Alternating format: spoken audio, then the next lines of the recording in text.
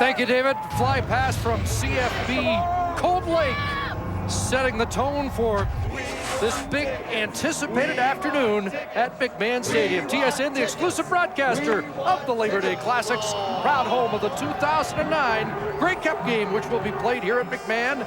And as you see, a sold-out crowd, a record crowd on this Labor Day Monday. And what a glorious day in the foothills. Temperature perfect for football. That wind could be a factor, as it was yesterday in Regina. Well, Richie Hall, the former Stampeder, gets his first taste of this classic as a head coach. Eskimos looking for their first three-game win streak since 2005. And on the other sideline, John Hufnagel hoping to avenge a loss in last year's game. And with a win, could set up a three-way tie for first in the West. Well, I would agree with the panel. It's been an unpredictable season of great parity, especially in the West Division. But there's one thing that is predictable about this game on Labor Day. It will be physical. So buckle up. Let's get this baby going. Well, it has been described as the Grey Cup of the regular season. And it polarizes the province. The Battle of Alberta ready to resume. Second of four meetings as Prefontaine kicks it off. Hangs up high, and it'll be fielded by Ron Cote. And his momentum takes him out at the 44-yard line. And already some jostling, and there's been plenty of that over the years in this Labor Day Classic. Henry Burris, the starting quarterback, 8-6 versus the Edmonton Eskimos. In his 14 starts as a Calgary Stampeders, we'll have Joffrey Reynolds in the backfield. 300-yard games for Reynolds. There's the receiving core. Henry Burris relying big time on the two slapbacks, Nick Lewis and Jermaine Copeland, who leads with 8 touchdowns, and there's the O-line. Henry Burris passed for a season-high 479 yards. When they met on August 13th, he'll toss to Joffrey Reynolds left side. Oh, a big portion there as Reynolds spills across the 50-yard line. And we'll set that Eskimo defense for you. Well, they get Eric Taylor back in the defensive line. Starts things out. Kai Ellis has become the leader there. They also have Dario Romero with 4 sacks in the middle. There is Rod Davis in his third start at middle linebacker. Maurice Lloyd very close to returning, and they've had to shuffle the secondary. Jonte Buell was cut. Malvo and Williams play the halfbacks. Went no huddle on 2nd and 5. The pass behind Jermaine Copeland, a 2-and-out to start for the Stampeders. Well, you know this game will be intense. You know this game will be physical. And we should see some fireworks when you see Henry Burris coming off after their first series. And we'll get to see Ricky Ray coming on for the Edmonton Eskimos. Those are the two names on the marquee. Ricky Ray, Henry Burris. They put up big numbers. Tristan Jackson is back. He was a decisive factor in the first meeting. 195 return yards in the first meeting against Calgary. As Bert Dales with the wind at his back. And this is Jason Goss up to the 28-yard line. 51-yard punt by Burke Dales, and here comes Ricky Ray, who directed 3 touchdown drives of over 70 yards in the win, the comeback win. 4 consecutive games over 300 yards passing for Ricky Ray. We'll have Archie Whitlock in the backfield with him. There's the 5 receiver pack. Fred Stamps, the leader of that group, 610 yards so far this season. And the offensive line with Aaron Fiacconi in at center and Kabongo and Koch at the guards. You mentioned 4 straight 300-yard games. He has 5 consecutive 300-yarders against Calgary. Archie Whitlock met rudely. Odell Willis and Devon Claybrooks in the middle. Devon Claybrooks gets to get out there in Series 1 on a rundown. They'll rotate the defensive line because it's a bit of a makeshift defensive line right now. Jim Davis, the former Edmonton Eskimo, in there, along with Miguel Robade and Kashama, Fernand Kashama. There is Tim Johnson in the middle in his second start for the Calgary Stampeders. And the secondary, Brandon Browner, is a scratch and out. Starting lineup brought to you by Nissan, fan and proud sponsor of the CFL. And Ricky Ray delivers a strike on 2nd and long and converts to Maurice Mann.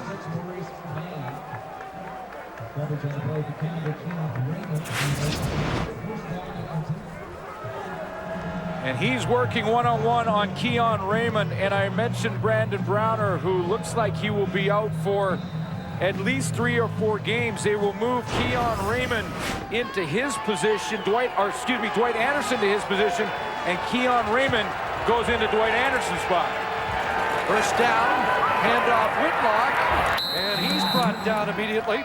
Alan Kashama, the Kashama brothers both seeing action in Calgary's front 4 rotation today. Archie Whitlock had a big game against Calgary in August, 9 carries, 106 yards.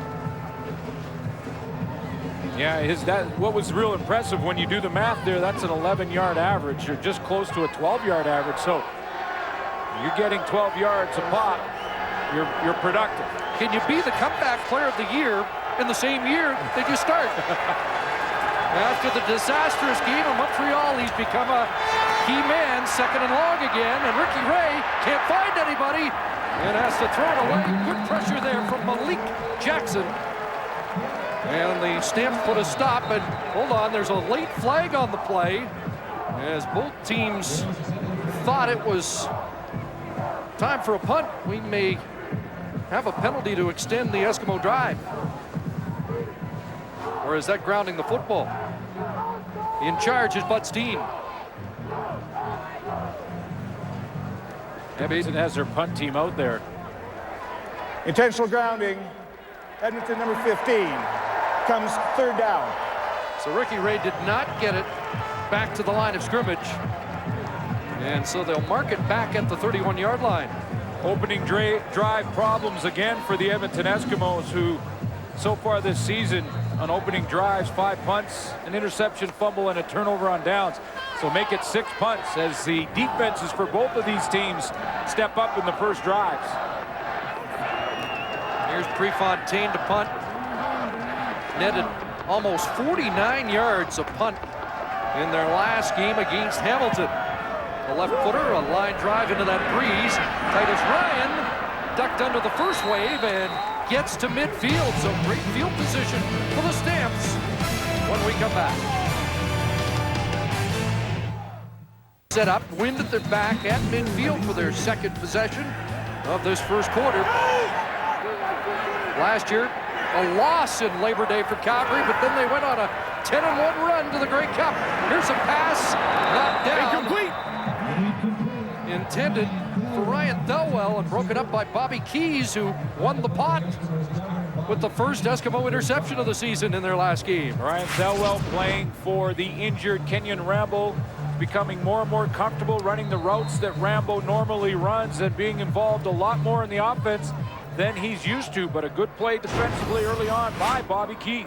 Speaking of Kenyon Rambo, Kelly Malvo went over to the bench and just embraced his opponent who's not in the lineup today. You can't hug the opposition on Labor Day. 2nd and 10. Here comes the blitz from Bradley Robinson downfield. There's another interception, and it is Kelly Malvo. I guess if you're a nice guy, things come back and pay off for you. I think the intended target slipped on the play. And so the Eskimos, who waited 8 games for a pick, have an early one in game 9. Of the year for Kelly Malvo, and now 3 3/4 for the suddenly hot Eskimo secondary. Jermaine Jackson is the intended receiver to the right of your screen, and we'll stop for you right there. You can see he goes down. He's running that post pattern. When he goes down like that, Kelly Malvo is in perfect position, catches the ball at its high point, and yeah, they've got 3 on the board. They come in bunches. Former Stampeder, 3 years with the Stamps back in 01 through 03. Archie Whitlock trying to establish a running game, sliding off the left side and just tripped up. There's the newcomer at middle linebacker, Tim Johnson, who had 6 tackles in his CFL debut in Toronto. We are looking at the 2 guys on the marquee, Ricky Ray and Henry Burris. The defenses have stepped up so far, but you know one thing, these guys will be able to figure it out. 38-35 was the Week 7 final. And it was the guy who got the ball last. It happened to be number 15 for the Edmonton Eskimos who hit Fred Stamps in that one. 2nd and 8. Flag down. Ray throws that one away. Andrew Nowacki on that far side of the field, the intended target. And the penalty being signaled against Edmonton. So over 1,000 yards last month in Edmonton. A slow offensive start so far. Major foul, chop block. Edmonton, number 51. 15-yard penalty, 3rd down. That's the center, Aaron Fiacone.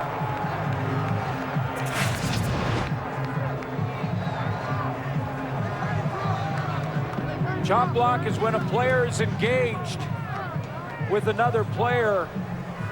You can't go down on his legs. So Kyle Koch had already been involved in the play. And the contact from Fiacone is penalized. And now Prefontaine stands at his 5. And Ryan awaits the punt at midfield. Good kick. Ryan back at his 47. And a flag is tossed as Ryan crossed midfield. Tim Johnson appealing, but an illegal block will bring him back. So far, the defenses have been stout. Still awaiting the first points. Joffrey Reynolds straight ahead. And Reynolds with a first down run across the 50-yard line. Yeah, we're seeing a little smash-mouth football to start this game out. You know one thing, in a game like this on Labor Day, you get that physical play. The intensity turns up a notch, and usually when that happens, defenses often get off to a good start. They can fly around and make those big hits, but that's a nice run by Joffrey Reynolds right down the middle. 12 yards for the defending rush champion, who is currently 3rd running the football. There's the Thelwell, and Bobby Keys there to take down Ryan Thelwell. You know these two quarterbacks will start to figure things out. There's ways to take advantage of an aggressive defense as well, and that's with things like double moves. Last 6 games, I think what's most impressive about Burris is these numbers right here. Touchdowns 12, interceptions just 2. He's protecting the ball very, very well. And Chris, you mentioned Labor Day last year, the Edmonton Eskimos winning that game. Henry Burris, a lot of people don't remember, was injured early on. Did not play for over 3/4 of the Labor Day Classic a year ago. Turf toe, and then Dave Dickinson came in, and it's the last time we saw Dave Dickinson as a CFL quarterback as well. And they had to go to Barrick Neely. We've got an injured offensive lineman and a key one down. The senior member of the Stamps, Jeff Pilon, will get up and get to the bench under his own power. This was a year ago on Labor Day, and this was when Burris went down. Injured there. You mentioned the foot injury. Dave Dickinson came in, didn't last very long himself, and was gone. 6'2". Godfrey Ellis checks in at right tackle. 2nd and short. And straight ahead once again, Reynolds for a first down. 7 carries, 33 yards in the first meeting against Edmonton. Joffrey Reynolds is on pace for 1,200 yards, or just over it at 1,210 yards. Last week versus Toronto, he racked up his 3rd 100-yard rushing game of the 2009 season. So they're starting to establish Joffrey Reynolds early and often. Last week, they ran on first down 19 times, which isn't like them. They are running on first down here. And Reynolds crashes down to the 44. 6 years, a guy with experience, understands the intensity of this football game. Number 3 rush team against the number 3 run defense. That has not been the Eskimos' problem. The Eskimos has been vulnerable against the pass, ranking last. Can George Cortez exploit that this afternoon? Heavy 6. 2nd and 5. 5 receiver set. And looking for Copeland, who stuff, working against Kelly Malvo. And all of a sudden, the Calgary Stampeders right down in that scoring zone, in the red zone, and that's where Jermaine Copeland has been the go-to guy for Burris. So they may just go right back to number 80, who makes an outstanding catch up over the top of Kelly Malvo. He torched the Eskimos back in August. 11 catches, 182 yards, and a pair of touchdowns. And he has been red hot of late, as those numbers will attest. First down, play action fake. Burris down at the 3. TJ Hill with the touchdown saving tackle.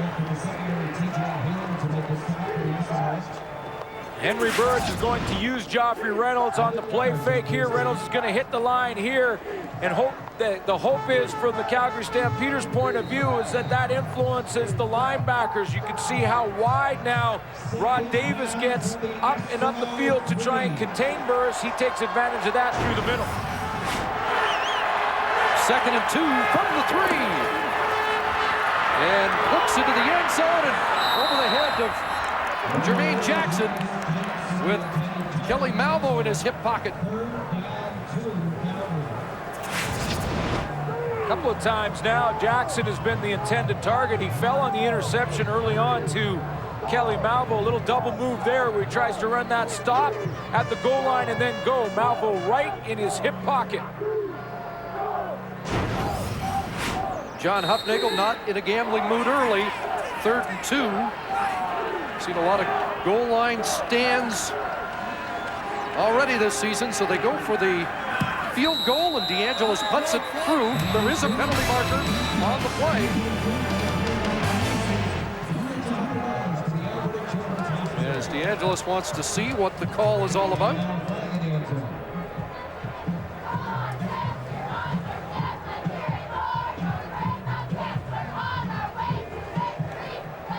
There's no infraction on the play. We have a field goal. So, Calgary strikes first in the Labor Day Classic. Key figure not in the lineup for Calgary, Brandon Browner with more. Let's join Jermaine Franklin.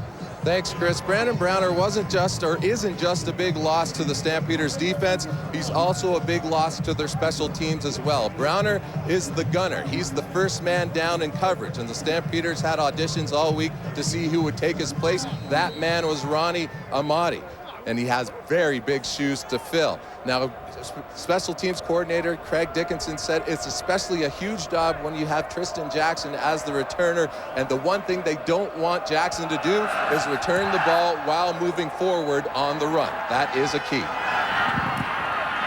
Here's the guy all the Stamps have to stop today, Tristan Jackson. And a late flag as he crosses the 25-yard line, and John Cornish, first man down the field. Yeah, that's one thing that's often, not talked about very often, is the fact that your starters also play in the CFL. Edmonton, number 77. It's a 10-yard penalty. It's first down. Greg Whalen out of the University of Alberta called. Your starters are also playing on the teams. Brendan Browner. Well, that's not a good sign either for the Edmonton Eskimos, as Tristan Jackson limps off.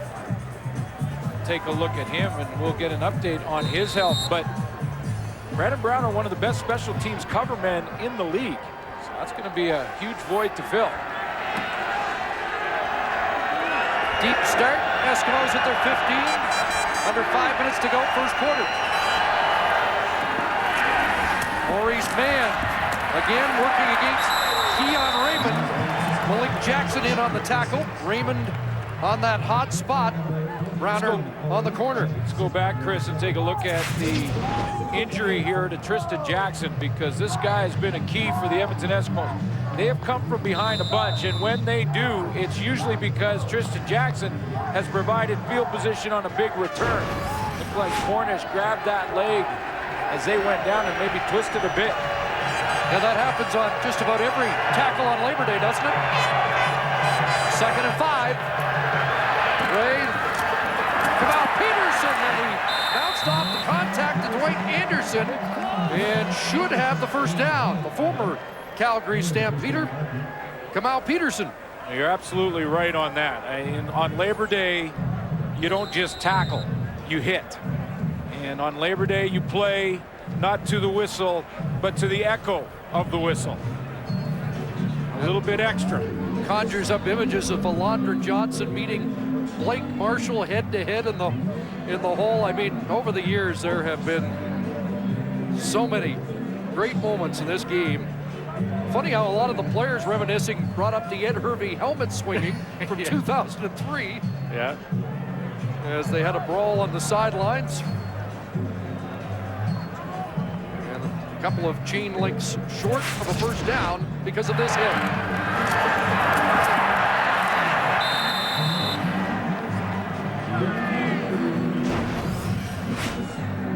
Catch number 486 for Kamal Peterson. Well, as an athlete, it's the games you want to be in, and it's really what sports are all about. A packed house, tons of emotion, lots on the line. Bring it on. 3rd and short, Tim Johnson and the defense trying to amp up the fans here to disrupt Ricky Ray in the offense. Big gamble. Ray plunges, didn't need much, and he got it. Behind Fiacone, Patrick Kabongo and Kyle Koch. Boy, he juggled that football too on the snap. It looked like he almost fumbled the ball. That's why it's always risky, and even more of a risk when you're down in your own end. Even though you're inside of a yard, you have to take that exchange from center, and it has to be smooth. That ball bounced around in the arms of Ricky Ray. He did get that good push. Yikes. If you're an Edmonton fan, you were holding your breath there. And judging from where they spotted the ball, he didn't get it by much. Erky Whitlock, and there's no hole. Whitlock pulled down right at the line of scrimmage. Devon Claybrooks brought in, second game for Claybrooks, the former Alouette, to help stiffen the run defense of Calgary. Yeah, and you mentioned Tim Johnson, another guy who's been brought in to help to do that. He had 6 tackles in his first game against Toronto. This is still something that I know that Calgary fans are a little concerned with. They did improve. You see last week versus the Argonauts, just 19 yards, but they only had 7 carries.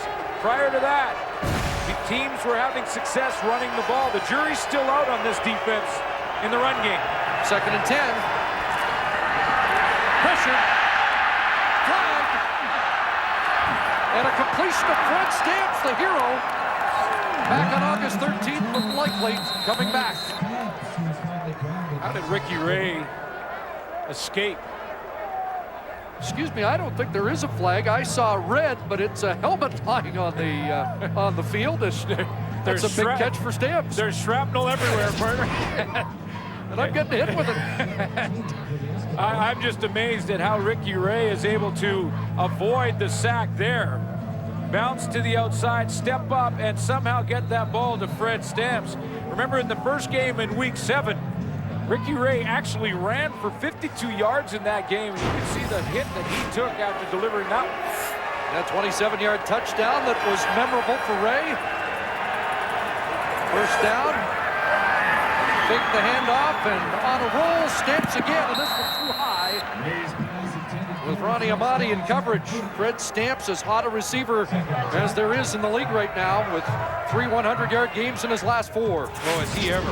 And 94 against Calgary, including that game winner. And there goes Stamps on the corner route, and he is open, and Ricky Ray won't miss an open target very often like this. Now, he's more comfortable throwing from the pocket, but that one a little high and outside. You mentioned Fred Stamps. He had that winner in week 7.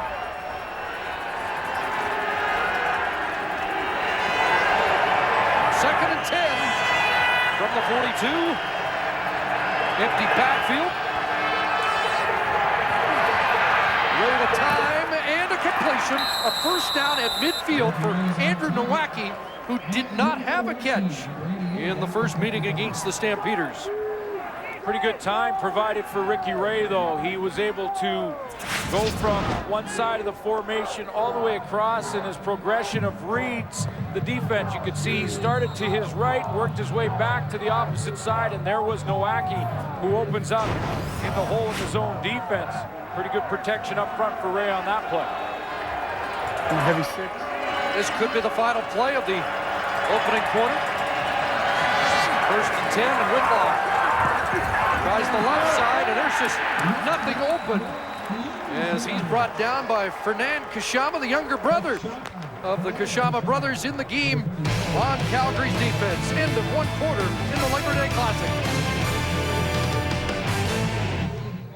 Edge, and yet they don't have the edge in time of possession, so Ricky Ray is able to keep a couple of drives going a little bit longer, and that's really the only thing that separates these teams right now. So marquee quarterbacks, all the fireworks from last month, but you're not that surprised we haven't seen a whole lot of offense yet. Not really, because on Labor Day or the Labor Day weekend, the intensity is there. The guys come out, they're ready to play. They're walking about a foot off the ground, and when that happens, usually the defenses are the ones who get the advantage early on, but as they get tired again, they start to breathe a little harder. The offenses will start to click in and figure out ways to move the football. Whitlock lost a pair, so it's 2nd and 12 as we start the 2nd quarter. Again, time for Ray underneath a completion to Maurice Mann, and he'll be short of the 1st down at the 48. 7 catches for Mann the first time he faced the Stampeders. And he's had 14 catches in the last couple of games. He hasn't really racked up big-time yardage. 534 is good. He's on pace, obviously, for over 1,000. But Maurice Mann can get behind coverage. And he's been candid about the fact he thinks he's having a very average season so far. Could be.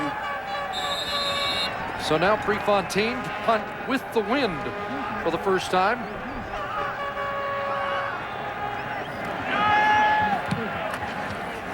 And that's a line drive. It'll bounce down inside the 15, and it's a perfect place punt down around the 10-yard line. Well, we've seen Jermaine Copeland make a big catch already in this game, and he has become a very important man again in the Calgary offense. Jermaine and Henry have great chemistry, especially down in that green zone area, and they made it work so far this year. But Jermaine is a veteran. I mean, he's a professional. He understands the game. He knows the little things that can help him be successful, and Henry has a lot of confidence in him. In the absence of Kenyon Rambo, Copeland has become so critical. Here's Joffrey Reynolds testing the heart of that Eskimo defense for short yardage. Well, he's on pace for his 2nd best ever season, and when you look at his touchdown totals, right now tied with Avon Coburn, the Montreal Alouettes, for the league lead. So that's what John Huffnagel was talking about when they get down, and they call it the green zone. Most teams call it the red zone. When they get down in there, Burris goes to Copeland. 4 for Reynolds, 2nd and 6. Quick hitter, Ryan Thorwell's got it. Breaks 2 tackles.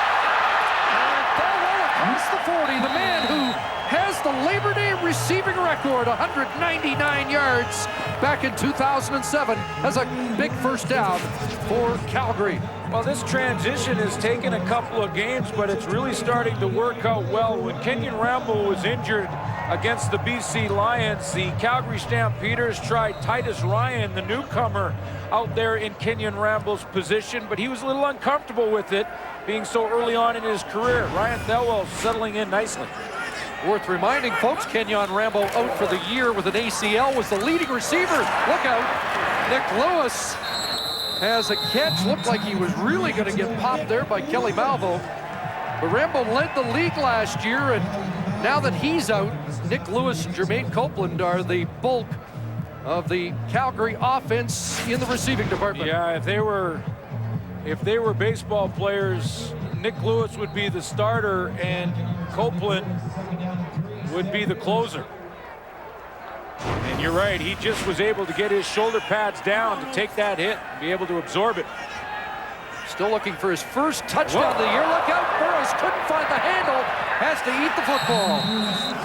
Greg Peach gets there, and he'll get the sack as Henry Burris has trouble with the shotgun snap.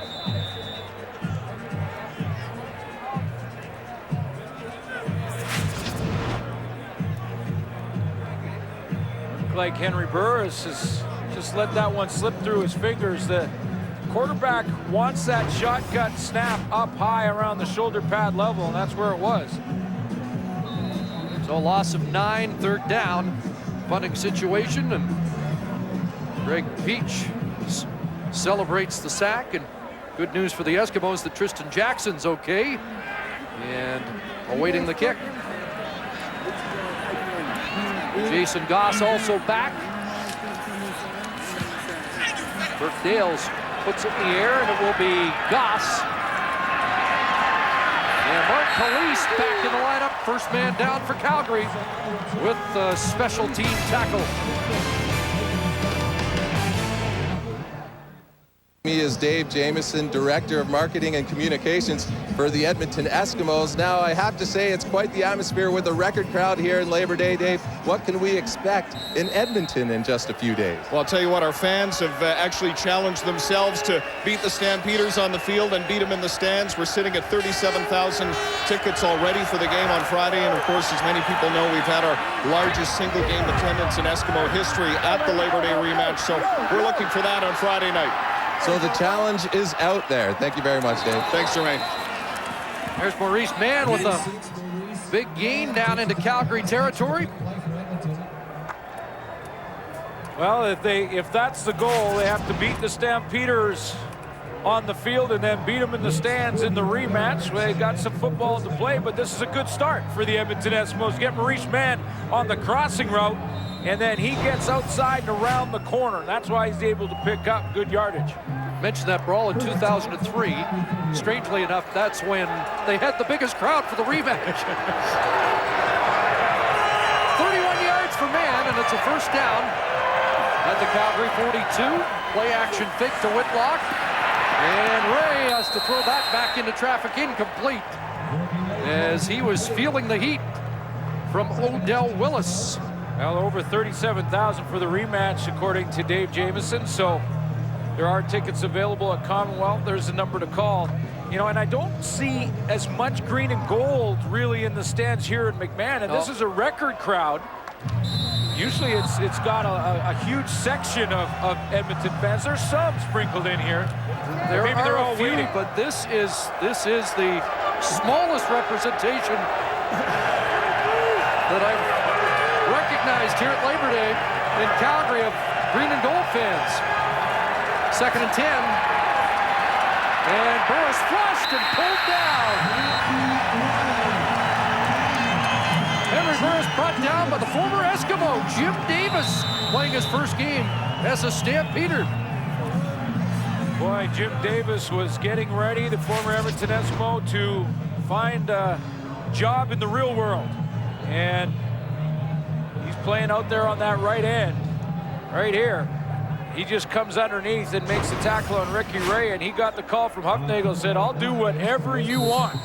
If you would like me to carry the water around, I'd be happy to. I'd like to get in camp, and especially against Edmonton." That's a big play.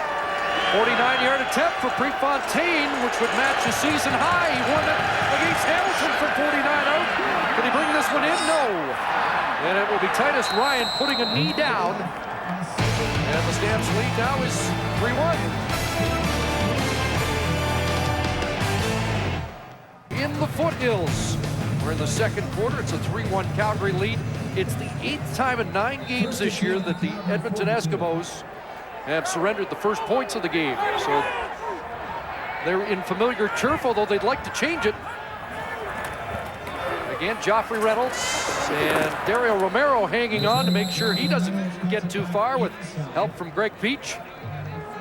The Calgary Stampeders right now are running the ball quite successfully, but you know they'll start to attack this secondary that's been shuffled around a little bit. I mentioned on the introductions that Jonte Buell has been released.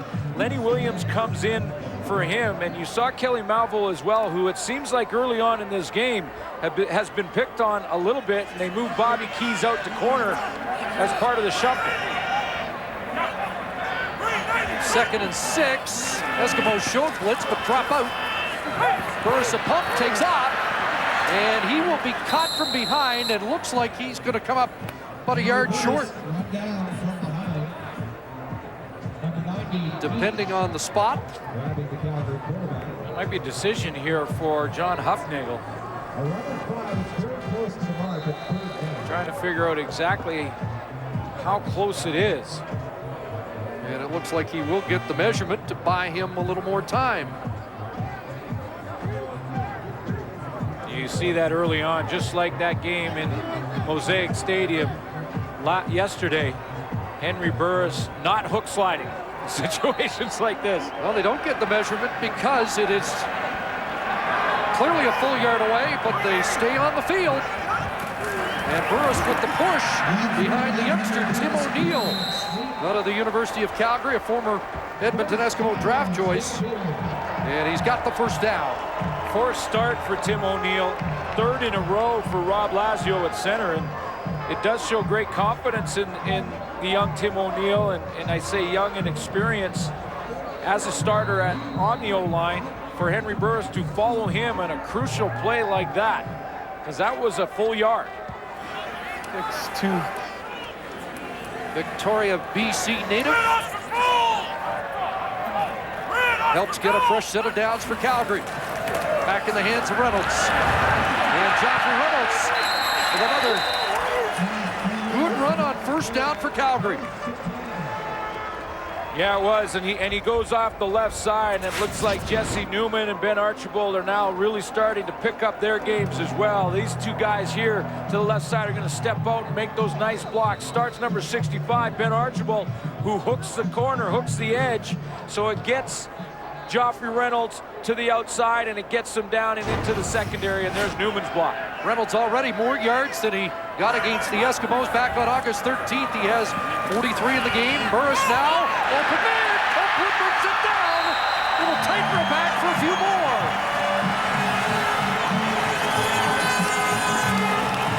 Well, you mentioned Joffrey Reynolds, Chris, and he makes the play happen. Joffrey Reynolds is right here, and he's going to pick up a block on the outside that is crucial to the success of the play, because Copeland is wide open. There's the key block. That gives Henry Burris a throwing lane, and he finds his receiver right down the sideline. This play does not happen if Joffrey Reynolds doesn't throw his body in there and make that block. The chip on TJ Hill helps Copeland get 30. Burris back to the air, crosser, Bellow, flag down, and Bellow dropped at the 6. Not sure, this could be either a pick by the Calgary offense or some illegal contact, but there was crossing routes over the middle as Thelwell came from one side and Copeland from the other. It is going against the Eskimos. So it was contact. Illegal contact on a receiver. Edmonton, number 9. That penalty is declined. The gain was greater. It's first down. Gain was 11. Lenny Williams drew the penalty. Well, it's crossing routes. Thelwell comes from left to right in your picture, and Copeland, and there right there is your illegal contact as he grabs the face mask of Nick Lewis going through the seam. You saw Copeland flash, and there's the play. They'll take the play over the penalty. Stopped in the green zone the first time. Joffrey Reynolds down to 1, dropped the ball, but they're going to rule he was down. Ground caused the fumble as Reynolds hit the turf at the 1. And he was contacted as he was going down, so the ground in that case can't cause the fumble. If the player carrying the ball goes down on his own, he can let the ball go loose, and the ground can cause a fumble in that case. But you can see the contact's made. He's down by contact there, and then the ball comes out. 8th play of the drive. 2nd and goal. Just outside the 1. 2 backs, Cote and Reynolds. It is Joffrey Reynolds, and it's a Calgary touchdown. I'll tell you what. Calgary O-line won the battle in the trenches on that series. touchdown of the year for Joffrey Reynolds. And Joffrey Reynolds was not hit on the goal line.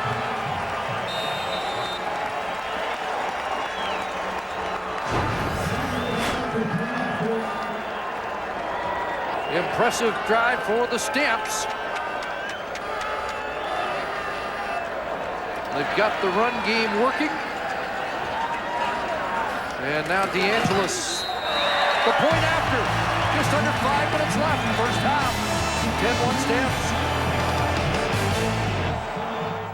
9 yards and a touchdown in this Labor Day Classic. DeAngelis sends it downfield. Ricky Whitlock and Kristen Jackson. A little malfunction at the junction. Well, let's go back to that Joffrey Reynolds touchdown. Show you some key blocks up front, and it's going to be Dimitri Supas right here who's going to come around and get that all-important kick-out block on the pole. Watch number 67 as he times it up, and he gets that key block right there to spring Joffrey Reynolds for a touchdown untouched. And Dimitri Supas having an outstanding year, according to his head coach, John Huffnagel. The guy who was sitting in the Eskimo offices in 08 waiting to be picked by the Edmonton Eskimos until they dealt his rights to Calgary. Ricky Whitlock into the backfield, and Tim Johnson, Malik Jackson are there. Well, Dimitri Supas has been a very important acquisition for John Huffnagel's Stamps. Dimitri Supas is having an outstanding year again. He's a very hard-working offensive lineman, strong, athletic. He's understanding the CFL game better, and his play is showing it. John Huffnagel's crew drafted Supas second, Jesse Newman third in 08, and both looking good here in Calgary tonight. As a pass for Maurice Mann on the sidelines is complete for a first down up at the 35-yard line, as Maurice Mann has 5 catches working against Keon Raymond on the corner. Important for Ricky Ray now to try and answer, even with a field goal here. Be important for the Edmonton Eskimos in hostile territory here at McMahon Stadium. You don't want the Calgary Stampeders to start to build on momentum. That was a solid drive by Calgary. See what the answer is from Ricky Ray. In their first meeting of the year, the Eskimos did not lead until there was less than 4 minutes to go. Crosser, and there's Peterson taking the short release, and he's dropped at the 41-yard line. Defensive coordinator for the Calgary Stampeders, Chris Jones, has had his hands full this season without question, especially facing this Edmonton receiving core here this evening. He's got lots to deal with. He's had struggles with their run defense. He feels like he's starting to fix that area. This is a good receiving core in Edmonton. Alan Kashama checks in on defense, and here's Kyle Peterson with another catch and another Edmonton first down as Ricky Ray tries to construct a drive. 11 for Peterson, and the 3-minute warning given to the benches. As just under 3 minutes to go, Edmonton trailing by 9 with the football at their own 52. First and 10. 5 receivers set, and then dumping it off to the back. Ricky Whitlock drops the ball. Who's got it? Looks like the Stamps do. It is Calgary football.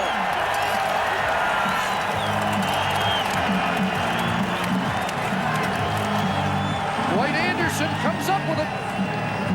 Ricky Whitlock had problems squeezing the pigskin early in the season.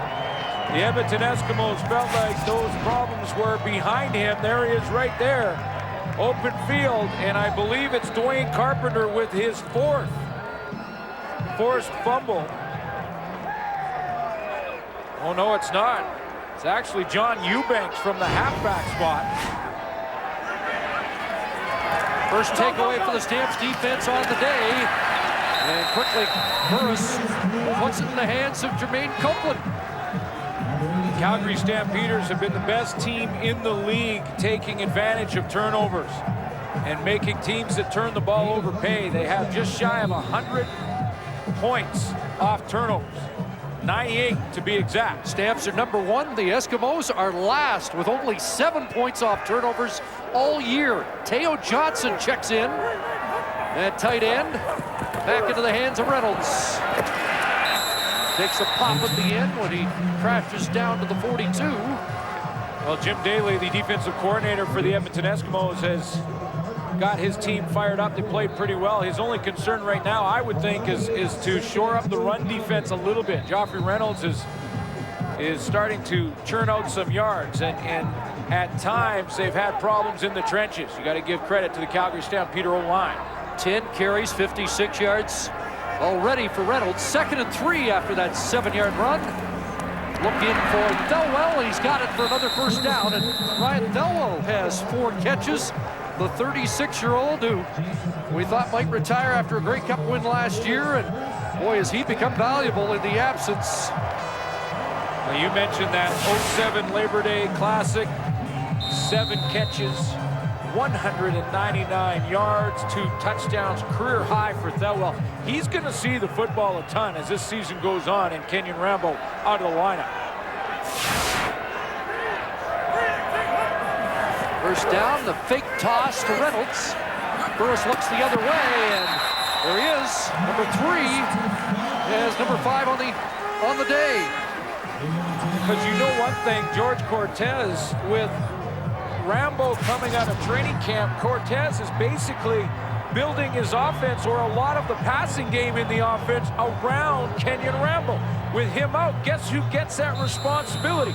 It's Ryan Thelwell, and that's a textbook route as he just chops his feet, breaks out, and the ball arrives on time. It's a rare catch for Thelwell that doesn't result in either a first down or a touchdown.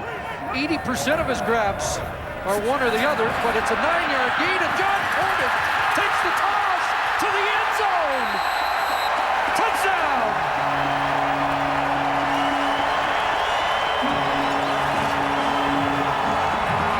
Joffrey Reynolds isn't the only running threat in Calgary. And Joffrey Reynolds is the decoy here. Joffrey Reynolds right in front here. He's going to be the decoy and go this direction, and Cornish out and around the edge. I love the play called by George Cortez. There's the big quick pitch to Cornish, and he'll make one miss in the open field and then sprint to pay dirt. Mark Rostelli couldn't reach him. Elliot Richardson got there a little too late. 29-yard touchdown run for John Cornish. And with 1:29 to go in this first half, the Stamps out to a 16-point lead. Well, that's a nice formation for the Calgary Stampeders, and with that play, won't be surprised to see that type of formation more, not only as this game goes on, but as the season goes on. Play both those players in the backfield. John Cornish has that great speed as he outruns the angle there from Greg Peach. And if you have Joffrey Reynolds, sorry, Chris, you know the defense has got to flow to him first. Over 1,400 yards as a tailback at Kansas, a BC product who has the potential to do in Calgary what Calvin McCarty's been doing in Edmonton. 3rd touchdown of the year for John Cornish. Here we go, let's go, Mark! You think this emotional game for these players? I think he's enjoying that. How about that reaction? Yeah. Good work, guys. Well, the Eskimos have 89 seconds to change the complexion of this game. And there's a guy on the field who can do that. He's got the ball, but dropped it. And does he get back on it? I think Graham Bell fighting for it. Did he save it for Edmonton or not? It is Edmonton football. And the Eskimos are going to have to regroup soon. Tristan Jackson just charged that football. And I know he wants to catch it in the air, because if he can set up a return, and he's actually taken advantage of returns like this when he's caught the ball in the dead fly. Jermaine Franklin talked about that in his sideline hit, that Calgary was concerned about him catching it on the run going downhill, but that time he just lost the handle. Oh, it was the kick return like that that set up the winning touchdown last month. Ricky Ray to work. And Fred Stamps has a catch, steps out short of the first down. 78 seconds left first half. You know, but even though Richie Hall's group is down here 17-1, this is a team that has found a way. They've won 4 of their last 5. Think about the Saskatchewan game in week 4. They were down, what, by 20, I believe? 22-0. 22-0 in that game. They came back against Hamilton. They have found ways to come back in ball games. 2nd and 3. Short drop, quick hit, and a first down. At the 49 as Kamal Peterson has another catch. A little critical about the offense last week against Hamilton despite the win. And Peterson with 4 catches in this first half. Yeah, he's been on both teams for this game. He's played in Calgary Stampeders. Now for the Edmonton Eskimos on Labor Day. Clock running and they go no huddle. First down, dumped off, Whitlock. Across midfield, Malik Jackson there.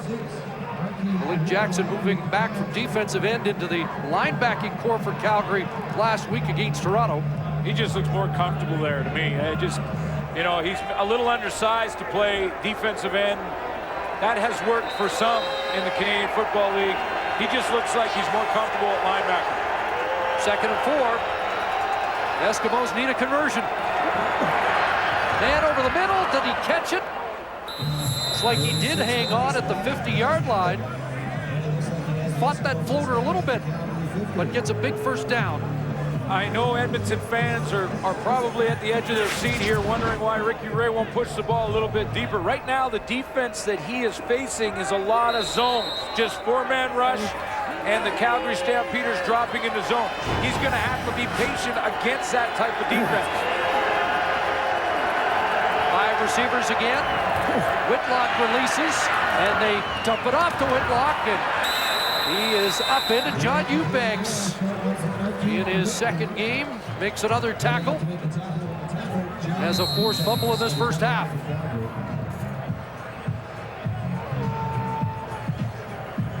.28 seconds on the clock, and Ricky Ray to the sidelines to confer as the Eskimos call timeout. Ricky Ray is dropping it off to Whitlock a little bit out of the backfield, and you know, we've talked many times now about his start against Montreal and how bad of a start it was for R.Q. Whitlock. Richie Hall stuck with him, and it was an article in the paper today about that. Richie Hall talked about his first start as a Calgary Stampeder in 1983, and he got absolutely torched by Mervyn Fernandez of the BC Lions. In fact, called his mother and said, "Mom, I'm coming home, I'll be released." No question. The Stamp stuck with him, and he learned that and gave Whitlock the same opportunity. Probably found out Mervyn Fernandez did that to every deep back. A little pump and open as Fred Stamps. Another big 2nd down conversion for Ricky Ray. This a critical drive for the Eskimos to get back in it before the half. And he's got to manage the clock now. He's got 22 seconds. And there's Fred Stamps right there, the slot receiver. They'll move him around in the formation. Nice little out cut and then back into the middle. Clock running down to 14 seconds. And the officials stop it. Timeout, Calgary. And the Stamps have called timeout. Well, they may have to take a look at the time clock here and see if they put some time back on.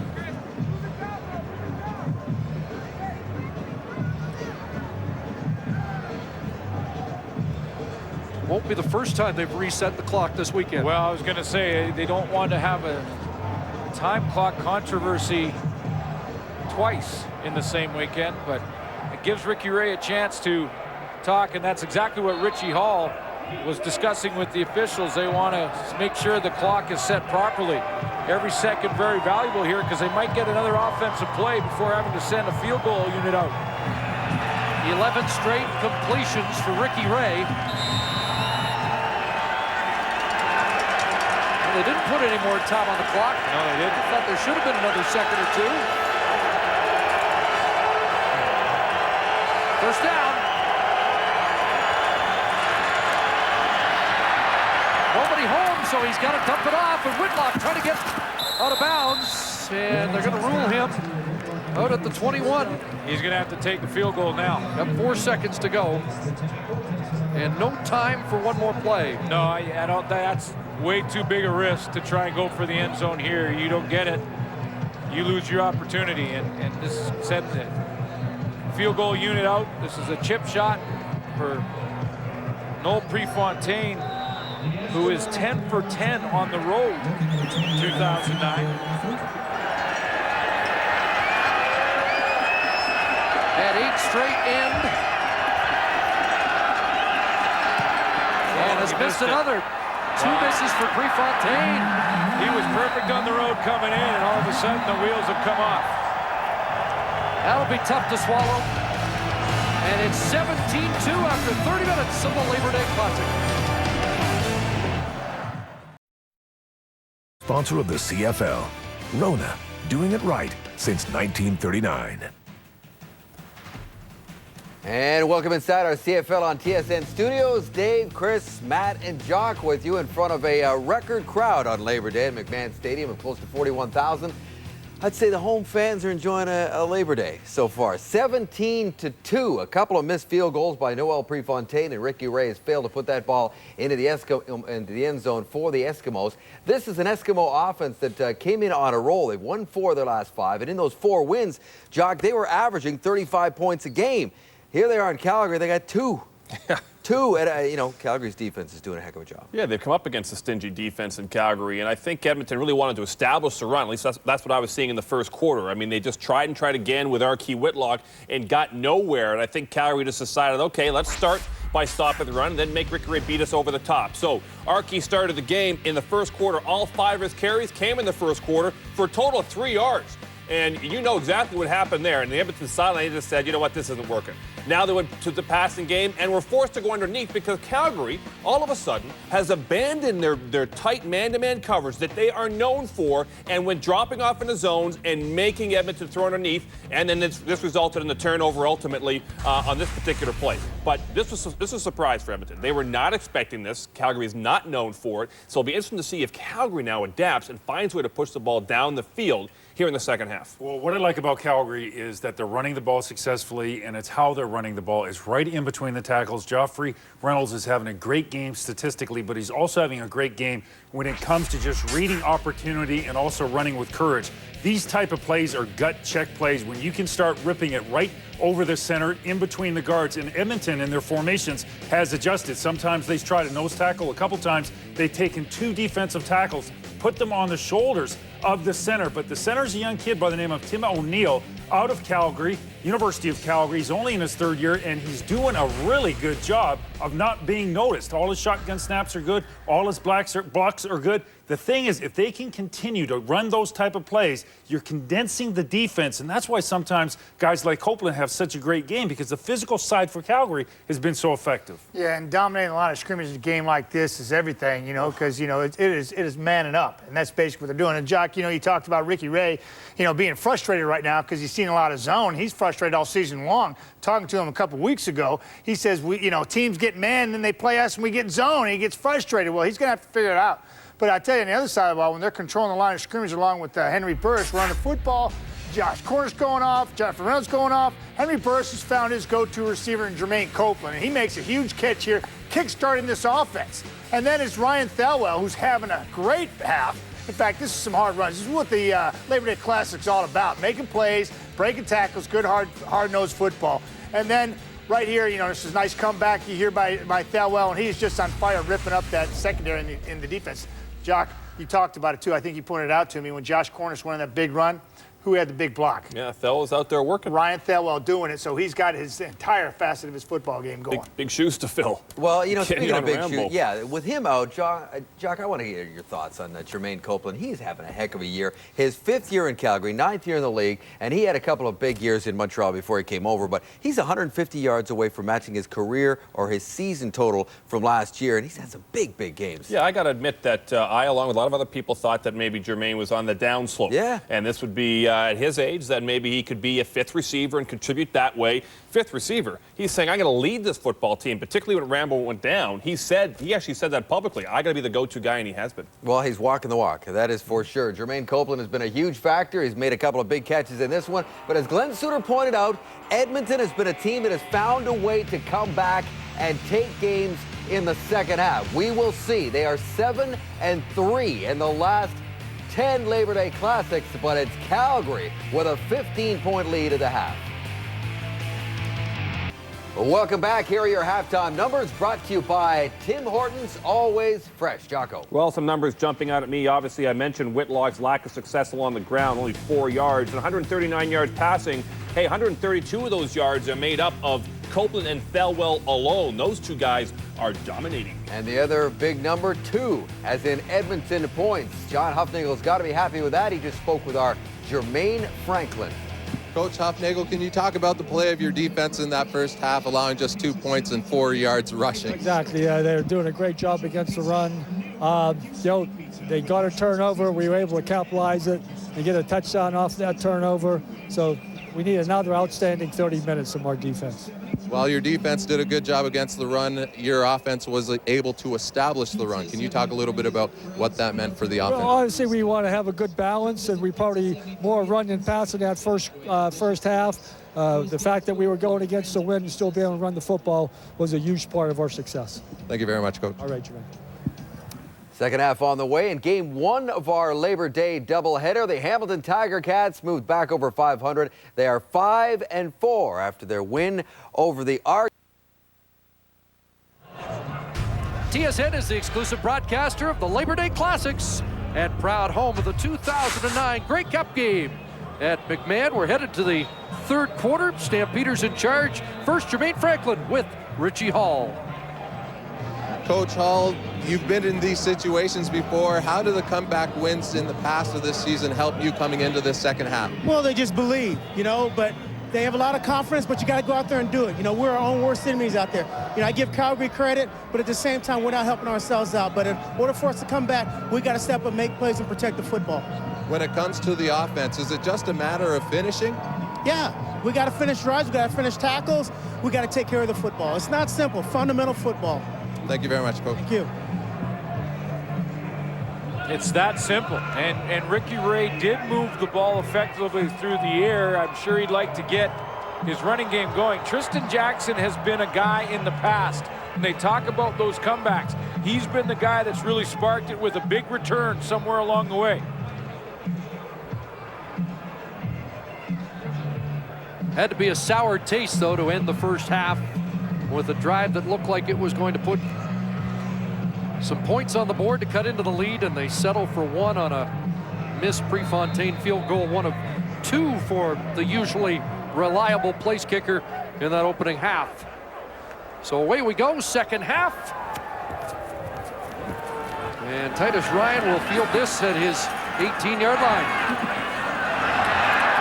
And up across the 40 for Titus Ryan.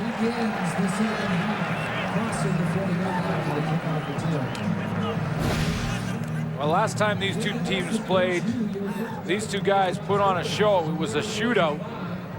Defense was playing a lot better in this game, in this matchup, but there's 185 yards I talked about passing for Ricky Ray, and 19 of 22 is pretty good completion percentage. Yeah, it doesn't look like a 17-2 score when you compare those numbers, but the only number that counts is the one that has Calgary up by 15, and Joffrey Reynolds a big reason for that as he heads across the 45 to the 46.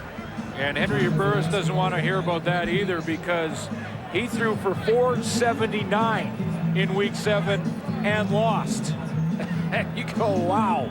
I mean, what more do you have to do just shy of 500 yards passing and not win the game. 519 total yards of offense for Calgary. That's the most by any team in the league this year, and it wasn't enough. 2nd and 6. And Burrow steps up and dives forward to get the first down. Well, with all the talk about these two quarterbacks, both were asked leading up to the game what attribute the other guy had that they'd like to have. And Ricky Ray said, I'd like to have his running ability and his ability to extend the play and, of course, his strong arm. So Ricky Ray said about Burris. Burris said, I'd like to have his height to be able to see over the line of scrimmage. Here's the toss, and Reynolds to midfield. Kelly Malvo is there. I think everybody agrees who the top 3 quarterbacks are in this league. And certainly number 1 has more mobility than the other 2. Yeah, that's a dimension that he brings that Anthony Calvillo in Montreal, Ricky Ray really doesn't. Although I did mention that Ray did have 52 yards rushing in Week 7 against Calgary and that 27-yard touchdown, but he's a pocket passer. 2nd and 9. Here comes pressure. And Burris is dropped. Kai Ellis gets there. The ball popped loose. And it looks like Jesse Newman gets back to save it. The left guard for the Stampeders got the football back. Well, Jesse Newman missed training camp and got off to a slow start because of it. And there was actually some concern here in Calgary. He has really, over the last couple of games, started to play a lot better and really saves the day. Because that was instant field position. Although that's what you could call 38 too, and yes, certain returns. He's got a few nicknames. 38 Special, Trismo, in honor of the greatest return man in CFL history. Could use one of those gizmo-like returns here, but they're not going to get it. Jawan Simpson knocks it out of bounds. I think it's my favorite week of the regular season.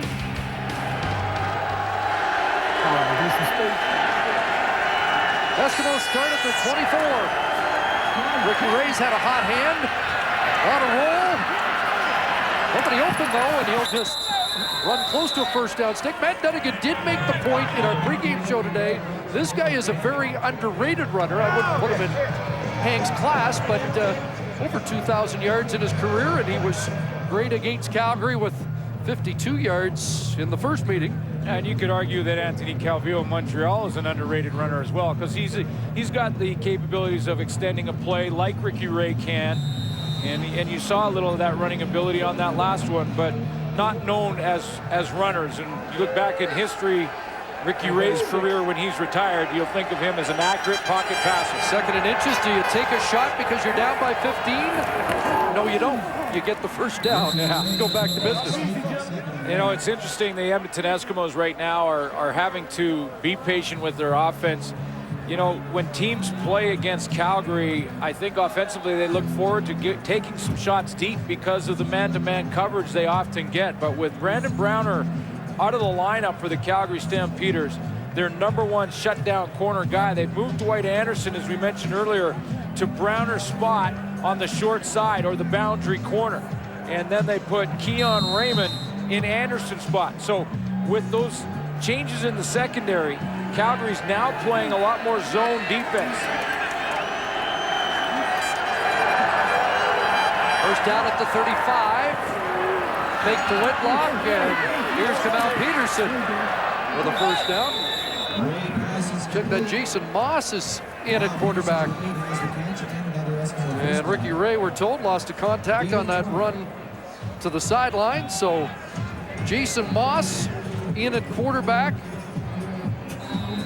And maybe fitting his first win as an Edmonton Eskimo starter was in the 2001 Labor Day Classic.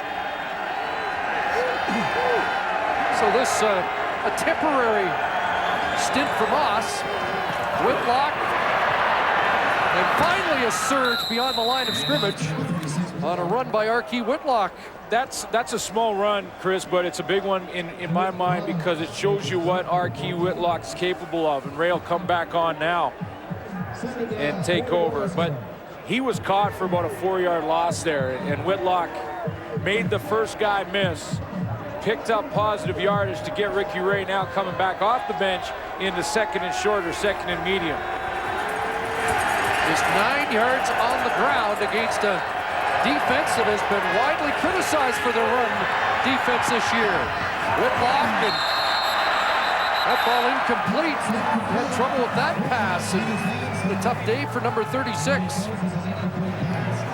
He really fought that one. You know, it was just a tiny little toss there from Ricky Ray, and he really didn't put anything on it. He just tried to sort of caress it into him, and looked like Whitlock stumbled a little bit, lost his balance, and then as he was going down, couldn't get the handle of the football. He wasn't going to get the first down anyway. He was down there and would have been touched.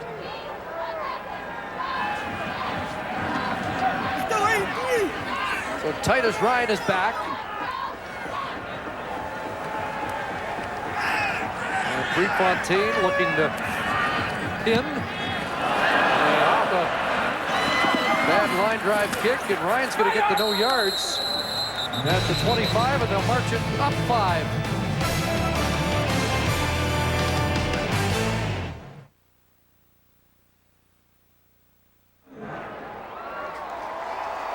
Stampeders hoping to defend their Grey Cup on home field in late November with more. Here's Jermaine Franklin.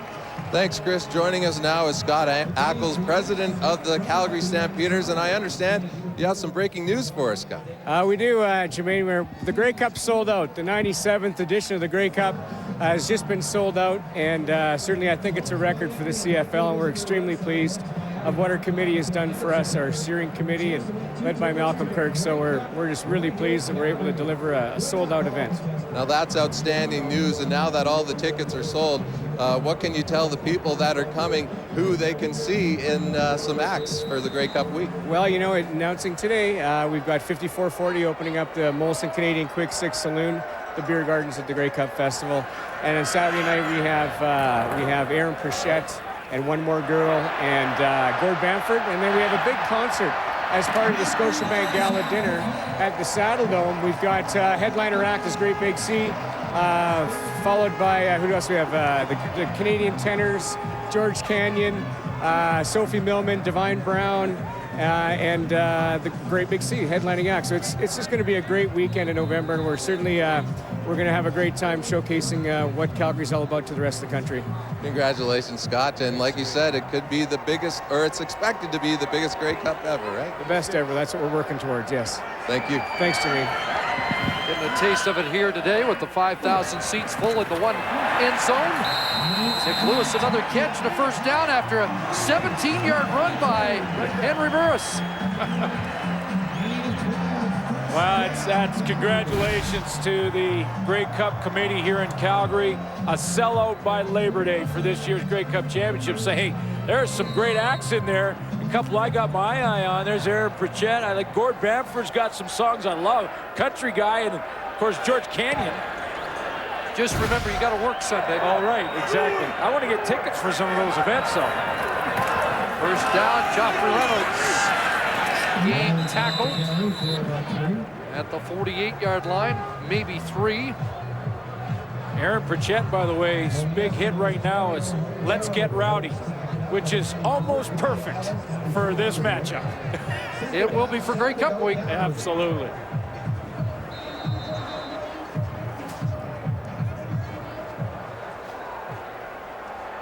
Burris and the Stamps trying to drop the hammer down here.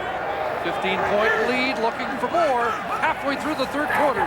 2nd and 7. Here comes the blitz. Got it away, and Joffrey Reynolds, open road ahead. Dropped by Bobby Keys at the 10. 38 yards for Joffrey Reynolds. Timing is everything when you're blitzing from the safety position. And Elliot Richardson tries to disguise way too long. He comes from too deep, And when he does, he allows Burris the time to get it out there to a wide open Joffrey Reynolds. And he eats up a ton of yards.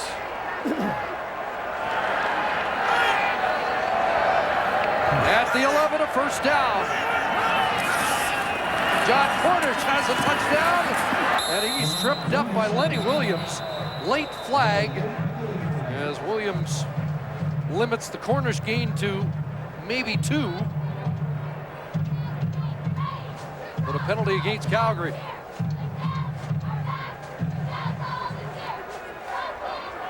Holding. Calgary number 62. 10-yard penalty. Repeat, first down.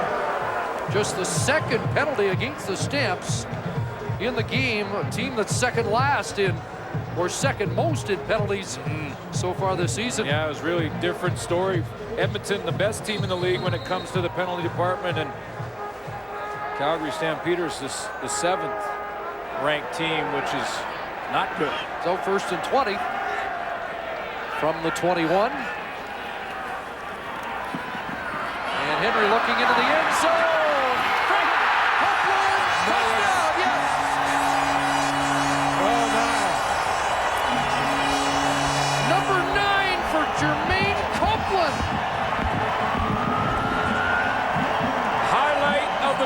Material. Here we go. Copeland's found the end zone again. And this one is flat out sweet. You got to be kidding me.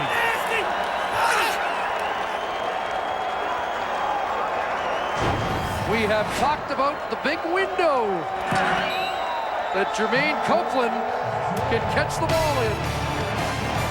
Spectacular grab. Well, John Climbing was talking about him at halftime, and he just provided the biggest highlight of the second half so far. One-hand catch. You can't cover it any better than Kelly Malvo does there, and Copeland finds a way. It is amazing what an athlete can do when he's playing with tremendous confidence.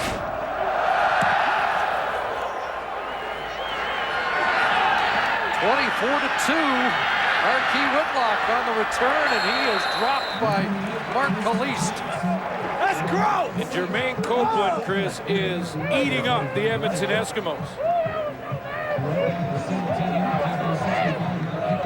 And that's how hot he is right now. 182 yards in week 7. Look at the reaction of the practice roster guys. Like, yeah, baby, that was sweet.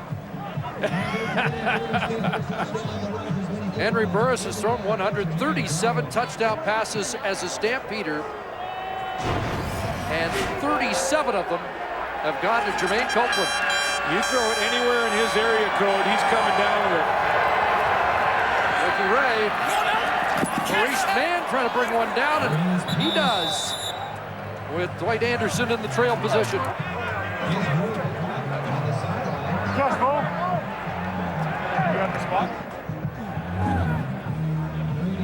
11-yard pickup for Mann. Well, that was a tough catch, but the Jermaine Copeland one was a hard act to follow. So this is a pretty good catch on the sideline by Maurice Mann, and you kind of go, oh, yeah, see that Copeland one-hander? Back to the sidelines, and that one is broken up. Wow, he got hit over there. I think it was Keon Raymond, yeah. Against Mann again. They're trying to work that outside where they've made the changes. No Brandon Browner again. There's Raymond on the corner now. And he tries to, he breaks up on that route and then puts his helmet between the 8 and 6. Now under 5 minutes left in the third quarter. 2nd and 10. Let's need a big play, and Ray looks for one down the sidelines and out of the reach of Maurice Mann, and Keon Raymond, step for step, and has done a pretty nice job filling some big shoes. Yeah, he's got big shoes to fill, you're right, and you know, he almost played in the Grey Cup championship game for Brandon Browner, and John Huffnagel was pretty confident if he had to put Raymond in, that they would be fine out there. And you can see there he gets a little help from Dwayne Carpenter, number 7, who drops deep from the linebacker spot to help out. Working at all phases right now for Calgary. Good line drive boot. Ryan, little stumble, and he's tracked down short of the 30-yard line. Kitwana Jones, the tackle. Oh, you're... maybe it's a good thing. Range. Maybe it's a good thing that we can't participate.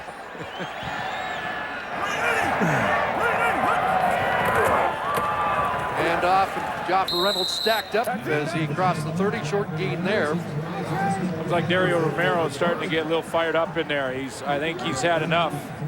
Chirping there with Tim O'Neill. Yeah, he's the heart and soul guy on that Eskimo defense. Yeah, he is, and you know they've played pretty well up front, the Calgary offensive line right up until this point, and I think Dario Romero is starting to put his foot down a little bit. Well, this defense may need a huge play to turn the tide if it's going to happen today. Down by 22. Draw, Reynolds, and a big hole. Shoot up 4 yards. TJ Hill finally brings him down at the 44.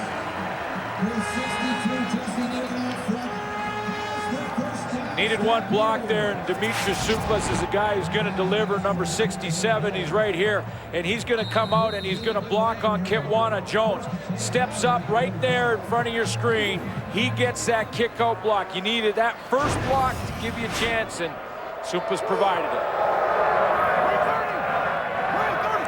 14 yards for Reynolds, and back again, driving to the 50, Kai Ellis, who started his career in Calgary as the tackle. That's the thing about Joffrey Reynolds. You go to tackle Joffrey Reynolds, you're not sure what to expect because he can run around you. He's quick enough to make you miss. He's got breakaway speed and acceleration that is tough to gauge, but he'll lower his shoulders and run right over you too. So defenders are up there kind of guessing as to how they're going to handle it. John Cornish checks back in, 2nd and 5. And that's gotten behind the intended target, Jermaine Jackson. And it will be 3rd down. That was a fastball from Henry Burrs, and Jermaine Jackson turned around and that thing whizzed by him. He probably heard it more than he even saw it. Because when you throw the ball that hard, Matt Dunnigan will tell you this, you can hear the ball before you even see it. It's whistling through the air. And that one had some heat on it. The Eskimos need a spark right now. Only Fred Reed has more all-purpose yards this year than Tristan Jackson. But he won't get his hands on this. It'll be Jason Goss. And Mark Kalist has had quite a day on the cover teams back in the Calgary lineup. The new gunner. Well, for every sack in today's game, Purelator donates the quarterback's weight in food to a local food bank. Purelator, where business is going. And just one sack to report, that by Greg Peach, actually on a misplayed shotgun snap. Yeah, this race is wide open too. You know, no one's really separating from the pack. There's 3 in front there, but John Chick helping Vaughan, Saskatchewan into the lead yesterday with that monster game. Again, they dump it off, but again, Erky Whitlock is jolted and can't hang on. If there were defensive problems in Calgary, they are not apparent right now. Yeah, and they brought in some help, and they did a little shuffling. And I think this is, again, Malik Jackson who's going to make this play. Whitlock comes out of there on the screen, and he closes in a hurry. It's his man clearly in the play because it tracked him the whole way, but he arrived quickly. 2nd and 10.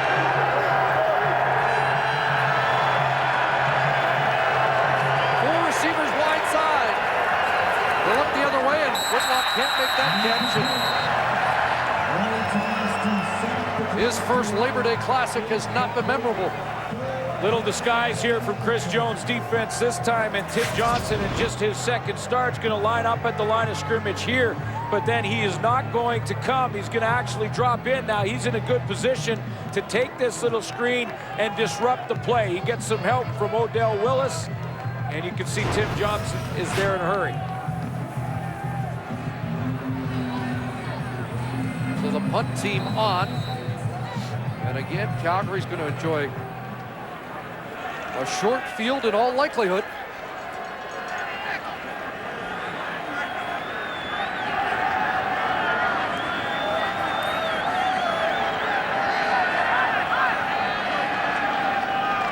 The Eskimos take the clock right down.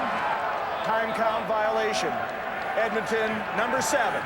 Going to back it up and likely take a safety here. Yeah, that has to be the only reason, and the crowd here doesn't like it. They want to try and get that field position back. Eskimos will have the win for the final quarter of the game.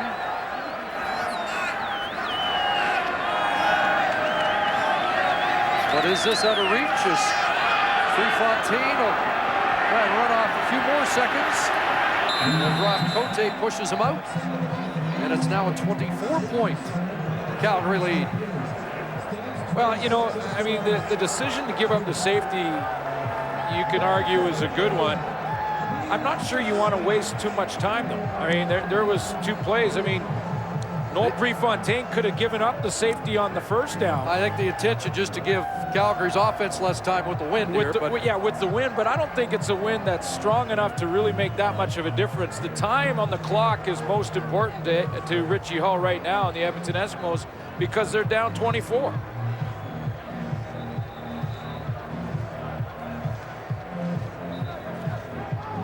Going into a half, it's a different story, right? Because you come back and it starts again, the kickoff. So just thinking about your story in 1983, Richie Hall's first game. Yes. As a Stamp, I think his first Labor Day Classic's given him the same feeling. The only difference is he's not going to get cut.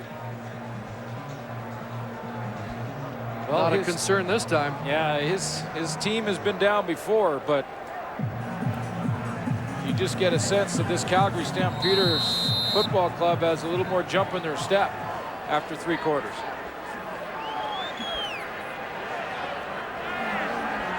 So they kick out from the 25. Titus Ryan's had a good day. And he ran into one of his own guys there and is dumped at the 38. Well, we've seen a highlight reel touchdown catch here today, and he had a couple of big touchdowns against the Argos. Yes, he did. He was a pair of touchdowns for the Calgary Stampeders. You know, was a front runner for our Gladiator as that was a Friday night. Nick Lewis won the award because he made that great block on Zeke Moreno. But you could make an argument for Jermaine Copeland too and his pair of touchdowns. That was the winning touchdown in the final minute. He thought he had the winning touchdown against Edmonton in the final minute before the big comeback last month. And this time Reynolds has the door slammed, and there was a reason he won the Gladiator and the Offensive Player of the Week. Yeah, this was as big a hit as you'll see right there. Zeke got destroyed. Yeah, it was, and this is what Nick Lewis does on a regular basis. I mean, that's pro football at its best. And Zeke Moreno, to his credit, jumped up, was in, didn't miss the series, came right back and battled. Final play of the 3rd quarter. 2nd and 8.